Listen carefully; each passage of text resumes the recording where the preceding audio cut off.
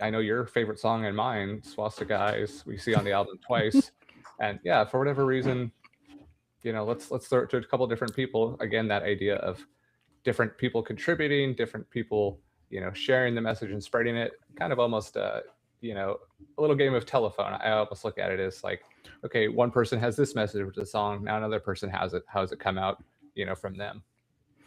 Yeah, and I thought it was really interesting. I didn't know until really recently that Dan the Automator was involved because as I, you had mentioned to me that one thing that kind of helped the conception of this album in your brain was that Bobby Gillespie idea of the sound being like underground artists like going back and forth and creating different tracks together between themselves, because that's also kind of the vibe of a lot of the Dan the Automator like projects around that time, where he's kind of gathering in like very like a lot of people. And it's not just, he's there kind of acting as a glue holding Mhm. it together, but he's also grabbing people as I mean, I guess the term you want to use is guest stars, but they're not really being guest stars. Like they really are, more involved in Right. the production, Like, kind of in the way that Kevin Shields is on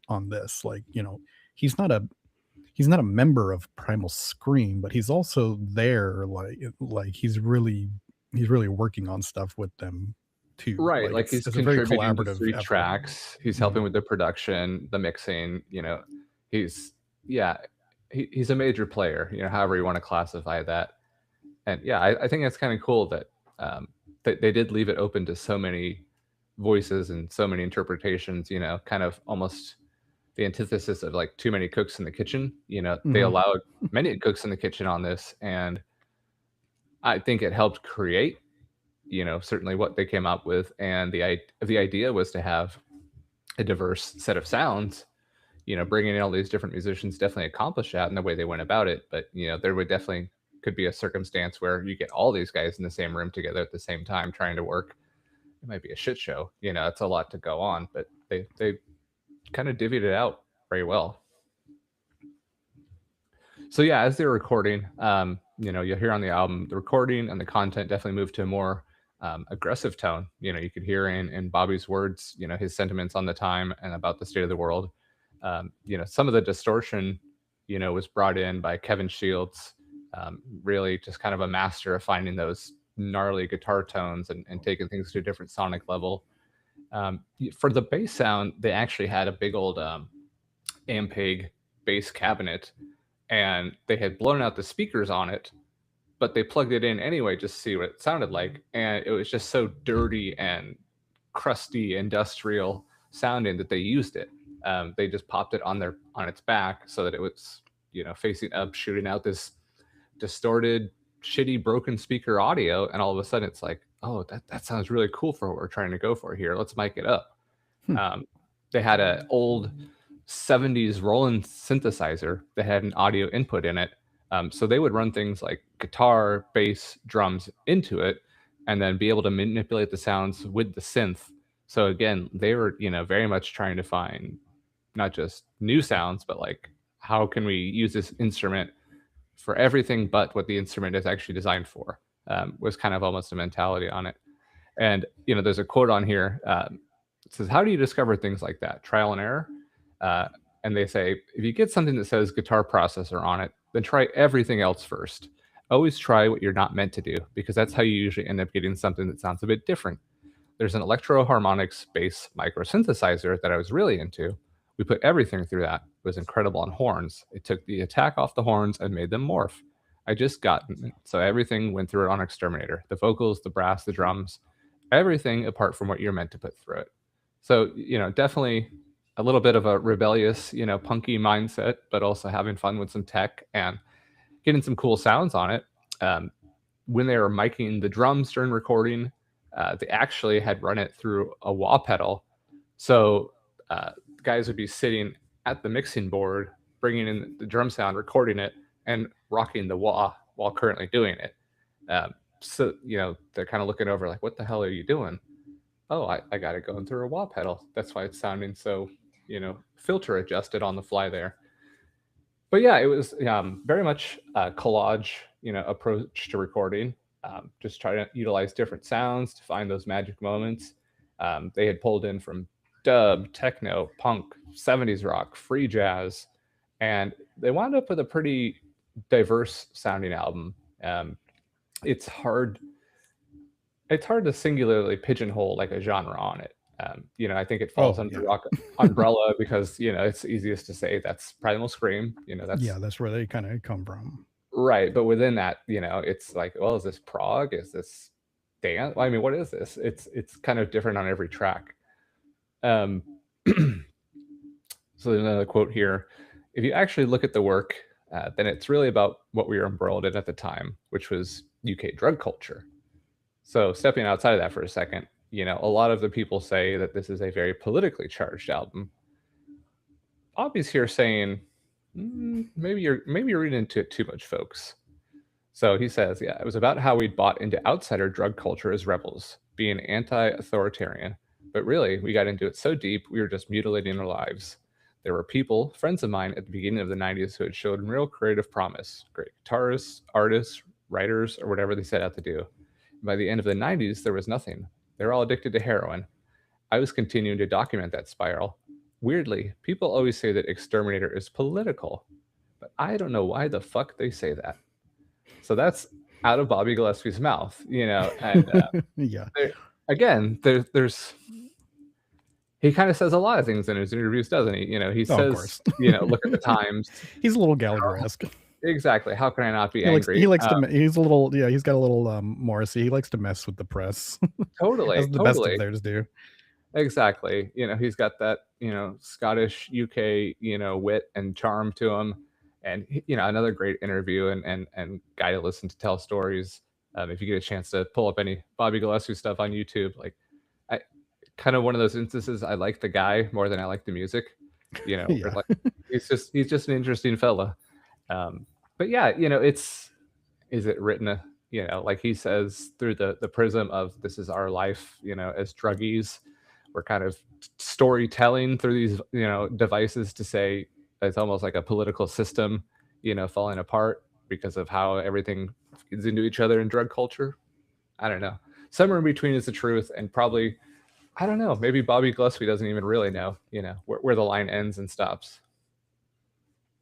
I mean, I get it. Like, when I did, when we ran into this album and it kind of had that political label on it, like I was prepared for something, but then you listen to it and, there are, I mean, I think it does skew a little bit the way he describes, where there's anger, and there's anger at a political situation, but it's not full on rage.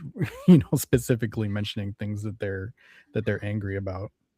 No, and it's a little bit more advanced than kind of the punk that they grew up with, and we identify as punk as well. They'll just outright say it, with no metaphor or no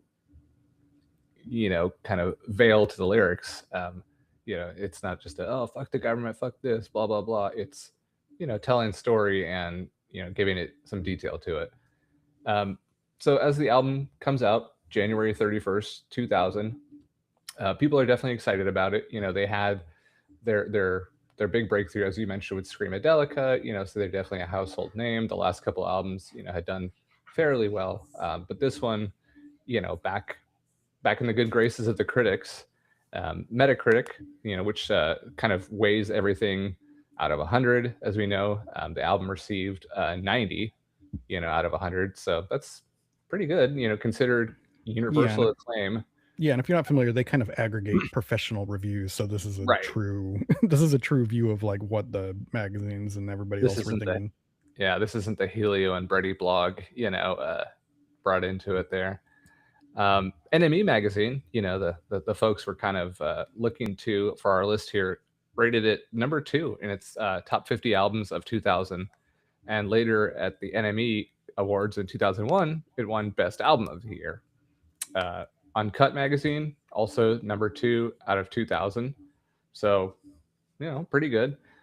I do want to take a second here just to look Enemy albums of the year 2000.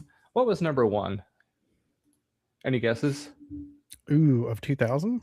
Yeah. Didn't Is this it? Is this it come out in 2000 or 2001? I want to say I 2001. believe it was 2001. Okay, so 2000? I don't know. Yeah. I've got no idea. What would they I'm gonna give you, this is kind of just an interesting list. I'm gonna give you 10 down to, or I'm gonna give you 11 down to 1. Okay. So number 11 was Kid A by Radiohead.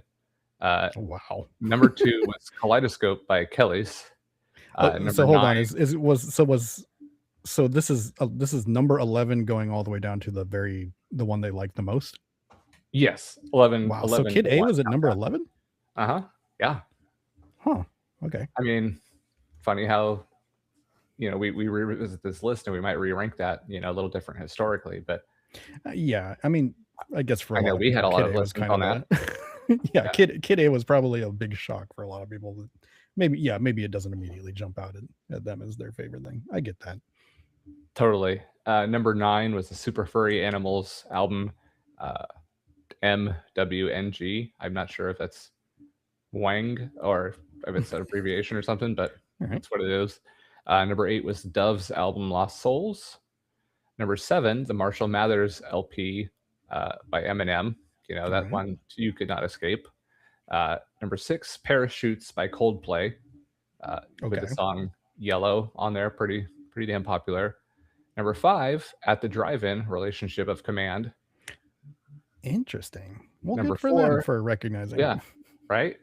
Number 4 was Badly Drawn Boy, The Hour of Bewilderbeast. I love that album. And that's a good one. For people who are unaware, Badly Drawn Boy, I forget who the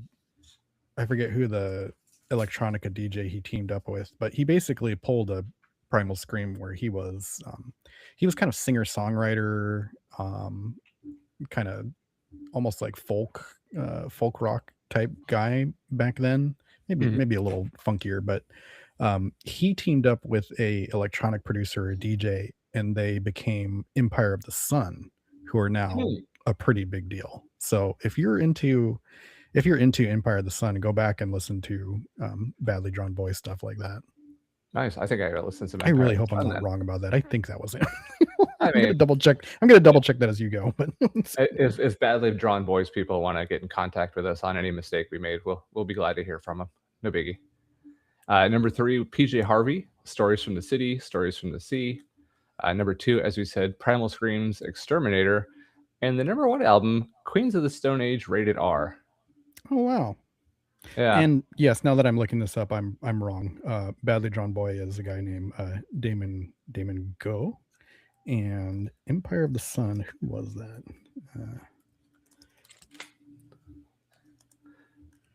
But I know that the guy who's in Empire of the Sun has that same that is the story. It's just I got the wrong guy. Gotcha. That was Luke Steele of Sleepy Jackson. I just know him and Badly Drawn Boy are kind of the same genre, so that's what happened there. So, yeah. Apologies. But yeah, if you like Badly Drawn Boy or the Sleepy Jackson, go check out Empire of the Sun, or go backwards. There you go. If you like Empire a little spontaneous music to check out for you. A little peek at there you go. 2000s top 10 there. Kind of a fun list. Yeah, that is a really that's a good list. So end of the decade, Enemy placed it number 3 on their top 50 albums of the decade. Pitchfork placed it at 142 in the top 200 album of the 2000s. Metacritic at the time had it number 20 of the 40 best reviewed albums from the aughts. And this one I kind of giggle a little bit, as we've made no secret, we're metal fans. Q Magazine named it as one of the 50 heaviest albums of all time. Oh. Yeah, I don't know what their definition of heavy is. I mean, I'm sure that's like that's got to be pop Kevin sense. Shields worship, basically, right? Like, right, exactly. Yeah. I mean, there's heavy. I mean, depending on you expand your definition of heavy, but like guitar and distortion and just laying noise on thick. There's definitely stretches of this album that get noisy. Yeah, the couple times I've cranked it, and I feel like that's not every album you need to do to fully experience it, but this is kind of one where I feel like you kind of want to be in a club, or at least have it, pounding through your head to really get the full effect they were going for. So I'll give it the heavy, but I always, like I said, I just giggled at, what do you mean? How are we going to put like Opeth on the list of heaviest albums of all time and then put Exterminator next to it? It doesn't really add up, but yeah, to each their own. To each their own. I get what you're saying. Yeah. Yeah. So yeah, I guess, what did you think? What, any favorites? Any tracks that stand out? Any like I don't understand the love? Where did you land? The idea evolved. I mean, when I first threw it on, just raw, just not knowing anything, I listened, I heard it, and I think both me and you had the thing where I was like, whoa, this is one of the most like 2000 things I've ever heard. Like, it kind of struck me as that thing that's coming in. I didn't know their history and that they had actually been at this for a while, but it sounded like one of those things where where somebody or a band was attempting to fuse guitars and electronica, and I could hear that it was not it wasn't Spawn soundtrack level shoving together of things. Mhm. It was somebody who was actually doing something. But yeah, like the first time I heard it, I was like, I don't know how successful this is. But of course, you read a little bit more, and you find, like I heard Screamadelica, and I'm like, okay, like I hear the more, at least for me, I hear the more successful version of this. Mhm. And then which is all to say, at first I didn't like at first I didn't like this album, and then as time went on, I think today I've arrived to a point where I'm like, I don't love it, but I definitely understand it a lot better, and I get the, one of the nice things about this podcast is I get the context behind it a lot more, especially thinking about it as especially thinking about it in the context of like those Dan the Automator projects where it's very collaborative. And Mhm. also another thing that I kind of tripped on recently was listening to it as a precursor to Gorillaz, basically. Mm. Like it's really obvious that Damon Albarn was listening to this album when he was thinking about, what is gonna be, and Dan the Automator shows up on those too, but like what was Gorillaz gonna be like? How can I get back to Obviously those it's got, Gallagher brothers? yeah. Like, but just the sound of it and the way it's organized and the balance of kind of indie rock and basically everything else in the universe, coming into Yeah. that project. Yeah, it also makes me understand a lot better why people loved this album, because that was that before you had that. Right. And like I kind of get it. Like I was a big fan of Gorillaz, but as as time goes on, I'm not as big of a fan, but like I still get what the project is. And like it's sort of, it's in the same vein as Exterminator. Like I get Exterminator, and I get what the project is now. Like it's not befuddling to me. Like it's not like totally my personal thing, but yeah, I get it. Exterminator Yeah. though goes a little beyond, like with the Kevin Shields influence and whoever is bringing in like the, oh, another thing about this album that shocked me was that it had come out before Kid A, but it has like that it has like those sections of like horns just kind of jazzing out and doing their own like Mhm. wild kind of acid jazz thing. Like I could not I can't believe that this came before. Like I forgot, but I meant to Google like Tom York Exterminator or Tom York Primal Scream, and like, is there a quote somewhere where he's like, "Oh yeah, I loved the Mhm. Oh I yeah. love the horn Yeah. sound on Exterminator. We just had to do that." Like, yeah, that was wild finding that out. Yeah. National Anthem just needed to pay homage here to Primal Scream. That's thanks, guys. Yeah.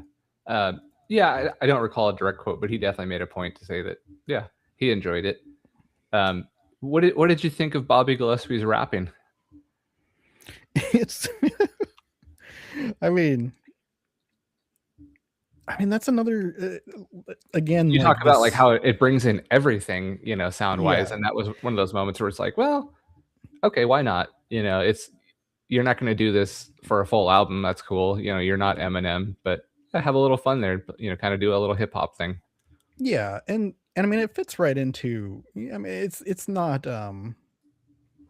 it's not unheard of. I mean in the UK they don't have the, you have white rap in the UK because you have just, I mean, almost exclusively white people in the UK. So like, who else is going to Right. do it really? But this kind of, I mean, it fits within the tradition of rap in the UK. Like it sounds like their thing. Like that wasn't too shocking to me.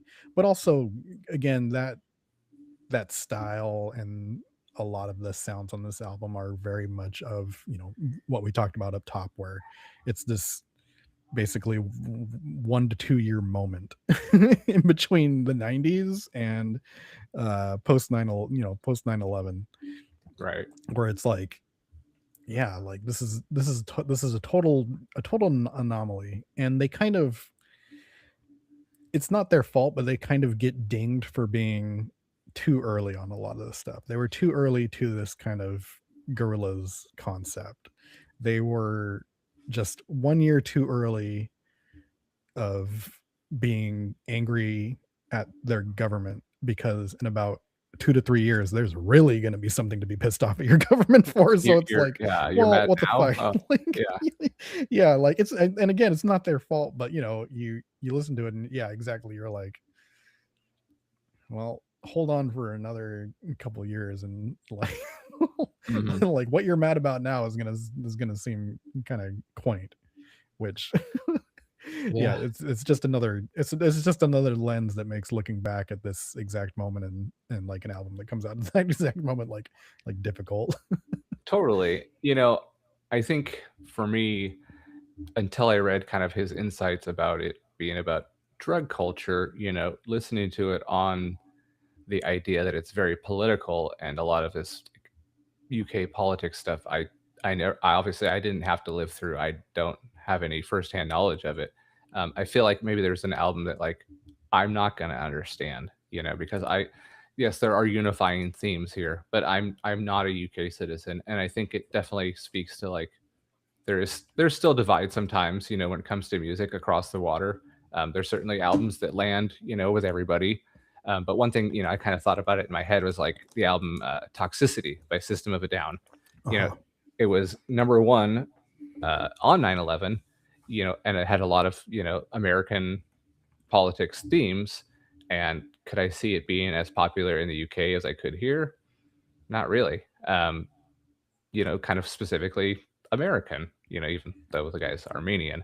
But I think there's just something to be said. It's a very UK album. It's a very Scottish album.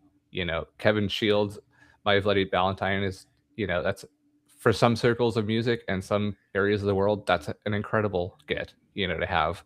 For most American audiences, Kevin who? I don't Yeah. but no, I mean, like, I loved his contributions to it, though. The MBV orchestra track I thought was pretty dang cool. A lot of like fun soundscapes going on there.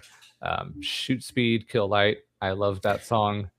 Yeah, that's another one of my favorites too. Yeah, I think the thing that most of my favorites from this album, like Shoot Speed Kill Light and Insect Royalty, That's a good one. Yeah. and I think Accelerator is when they're focusing a little more on their kind of drum and bass, almost Prodigy-ish influences. There's a little When accelerator for you. You can definitely hear that, crunchy bass going on. yeah, I I really love when that is crashing into, yeah, like the rock drums and the guitars. But when it kind of, when it's the one with the hand on the wheel and everything else is kind of the decoration, like I really like that sound when this album is Mhm. going through it. Um Yeah, I mean, there's a little more of the when it leans a little more UK hip hop.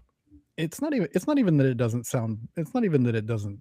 It's it's bad or is like repulsing me, but like that feels very much more dated or of its time, of that kind of 2000s, and it's a little slick. It's a little 311.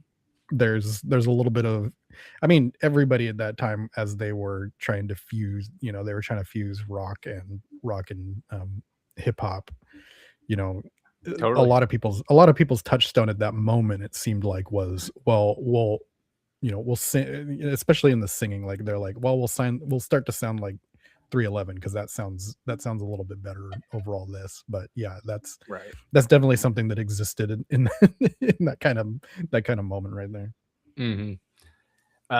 What was I gonna say? So the two remixes on of the same song on the same album. How do you feel about that? Is that something? That's a bold move for Yeah. for your album, but I'm, for one, the Chemical Brothers mix is a very classic Chemical Brothers song. I don't know. I mean, obviously it's more traditional to put that, to do that sort of thing on like an EP or Right. like extra tracks, special edition, stuff Put like it out that. on a But single or something. Yeah. I don't know. I'm okay with. Yeah, It's it's a novel idea to have it on your actual album. Yeah. at first I was like, what the that's stupid. I hate it. But then I kind of started to think of it more in terms of like if it was a whole conceptual album, just Yeah, bookending the themes a little that bit. really is a key. Yeah. That really is a key to liking this album more, is that quote about it being, underground communication between disparate artists. Like, I I get that much. I get that Right. much more. Here's the song, and here it is after going through all these filters and all these voices. The one thing I'm gonna be glad about moving on from this album is when I listen to this album, I get the freaking swastika eyes Stuck in stuck your in head. my head for about a week at a Oh yeah. time, no Oh matter yeah. what I listen to, And and it causes me that's to not send the best stupid thing. messages. Yeah, it causes me to send messages to you that, of visualizing, or imagining me saying different things to that tune of, chicken pot pies, swastika Yeah. fried. It's quite grating, but it'll probably stick with me after we move on to other albums. Yeah. Yeah. I forget if it's either Blood Money or Pills, but there's like an extended section where where Bobby's going, fuck, fuck, fuck. Hmm. like that, like that too. I was like, oh, okay, well, can't listen to that one in the car when it's more than just me. Or yeah, I was trying to, I don't know, I've been trying to listen to, have albums on while I'm working, like on the speakers, because when I'm listening to something on quote unquote headphones at work, what it really is just like one earbud, because usually I'm just listening to like a podcast or something. So if I'm trying to listen to one of these albums at work, I'm listening to it on a speaker, and I'm like, oh, okay, well, that's not gonna Right. work. Yeah, yeah. Well, what do you think? Is this an album you'd come back to? Is this obviously we have Screamadelica to review at some point. Is this an artist you're gonna look into a little bit more? I did listen to Screamadelica, and I think, whenever we get to that one, I won't be sad for it to kind of replace this in my mind as the Primal Scream album. Hmm.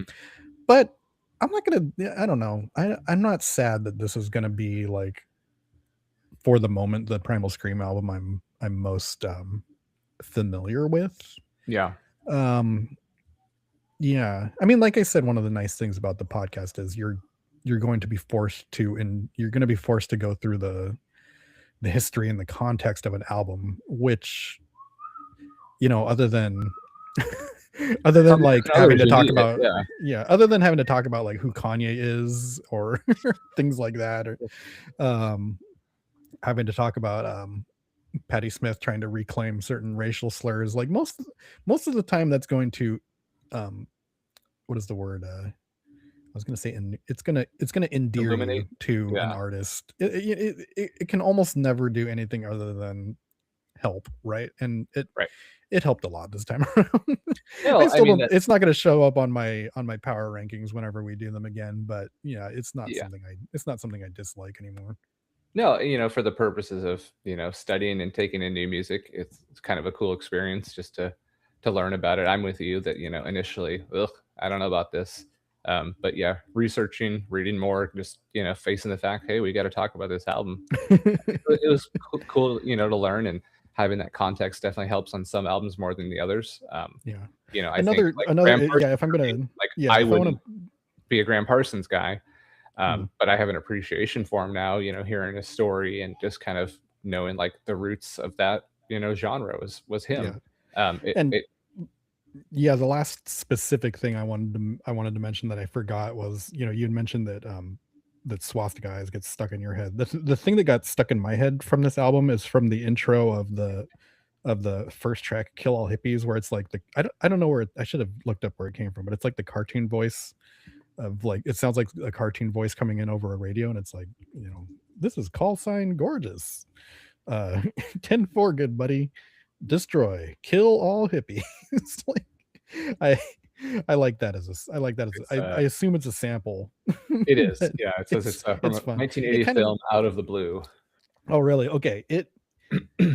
I'm sure it's hitting the same it's hitting the same pleasure center that Professor Martin James talked about on the Prodigy episode, where they started out as a rave song that centered around a sample of a kids TV show. Like Mhm.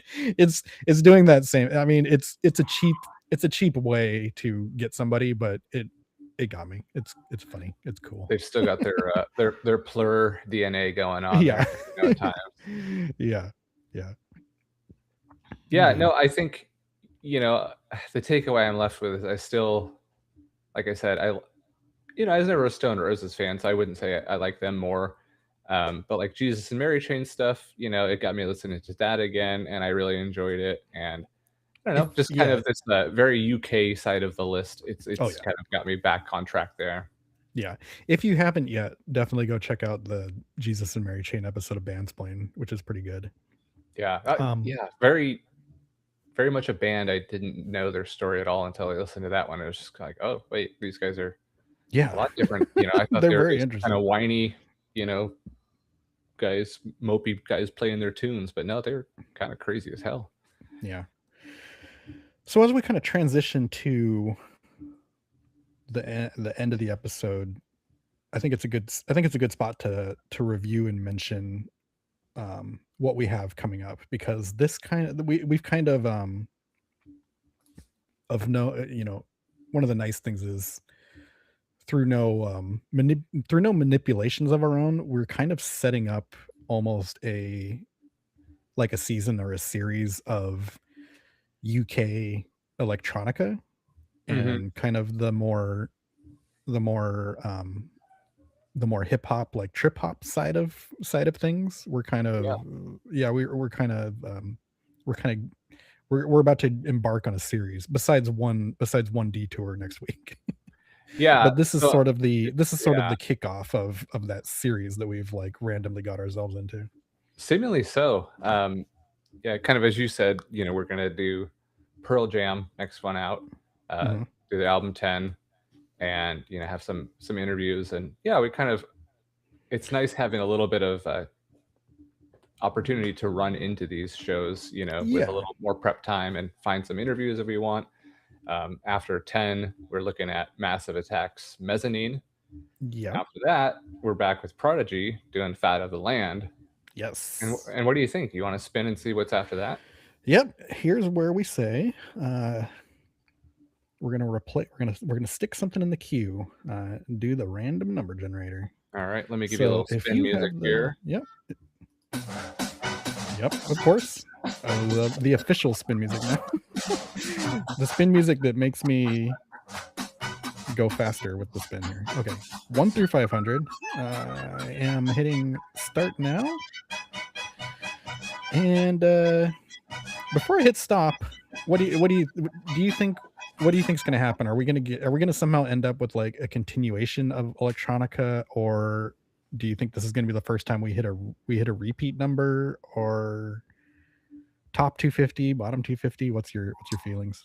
I think we're not going to know what the hell we land on in terms of like it's going to be something very out of left field. I don't think electronic. I think in some sort of older rock and roll music maybe. But yeah, we're starting to get fun little things popping up, you know, where we land close to albums we've covered. Or I'll bet the other side of the coin. I'll say it's going to be something we're pretty familiar with.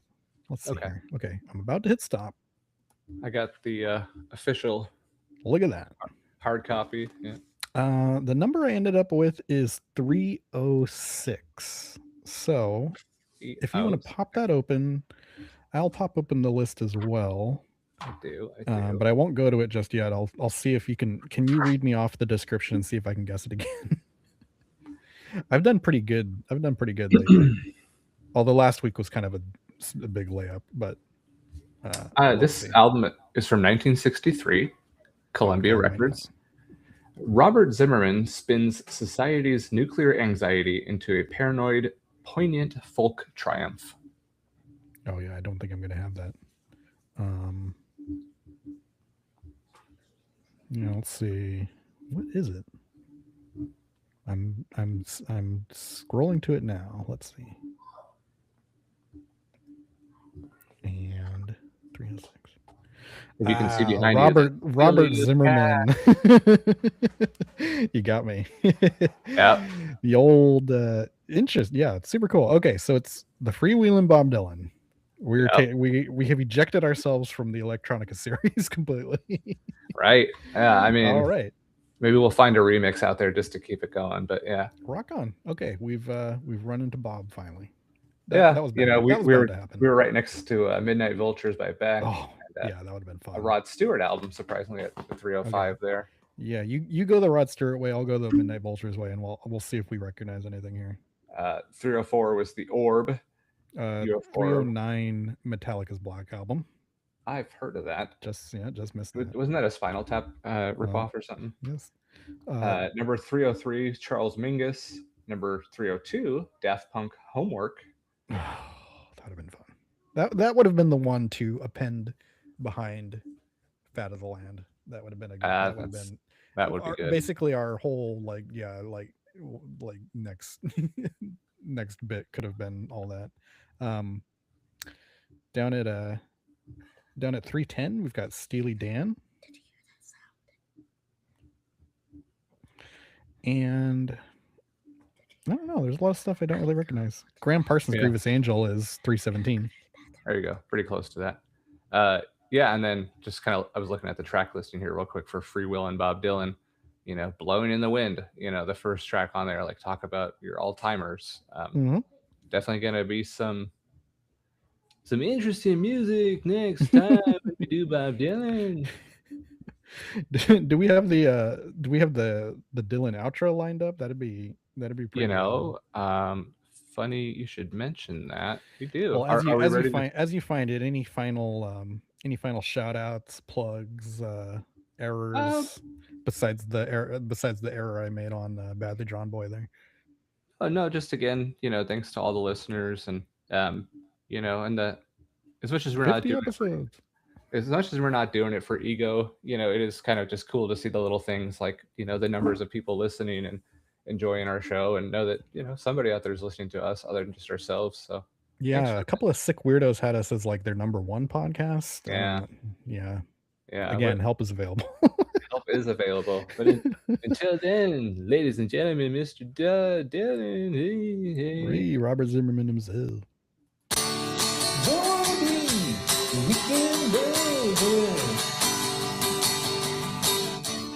This is the end of the Uppercut Covers.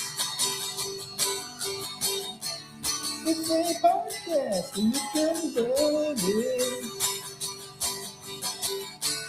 This is the end of 500. The hell is that? All right. All right.